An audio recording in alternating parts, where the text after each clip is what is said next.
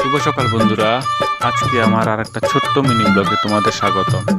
তো বন্ধুরা, আজকে আমি ঘুম থেকে একটু দেরি করে উঠেছি, যেহেতু আমার আজকে গাছ কাটাটা ছিল না, তো এই জন্য একটু দেরি করে উঠেছি। উঠে আমার যে কালকে গাছ কেটে ছিটতে বসিয়েছিলাম ওটাকে মেশিনে নিয়ে প্রেস করে আনলাম।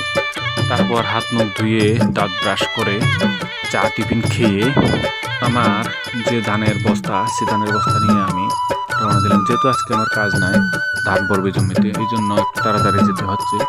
তো আমি আর আমার সাথে আরও 3 জন আছে, ওরা সবাই মিলে ওখানে ধান পড়বে, ধানের কাজ করবে।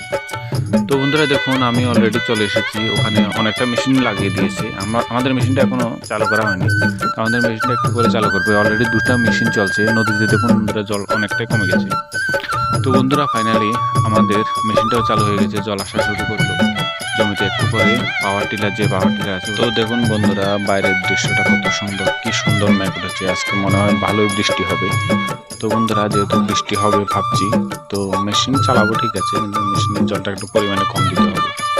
তো বন্ধুরা, ফাইনালি দেখুন আমাদের জমিতে ট্রাক্টর চলে এসেছে। পাওয়ার টিলার জমি চাষ করা শুরু করে দিয়েছে। পাওয়ার টিলারটা চলে যাওয়ার পর জমিগুলো সুন্দরভাবে আট পাততে হবে। দেখুন বন্ধুরা, এইভাবে প্রথমে লাইন করে নিতে হবে, তারপর সুন্দরভাবে এগুলোকে চারিদিক থেকে মাটি ছাটিয়ে এগুলোকে আট বাঁধতে হবে বড় বড় করে। তারপর বন্ধুরা দেখুন, সুন্দর করে আট বাঁধা হয়ে গেলে এখানে ধানগুলো ছিটিয়ে দিতে হবে।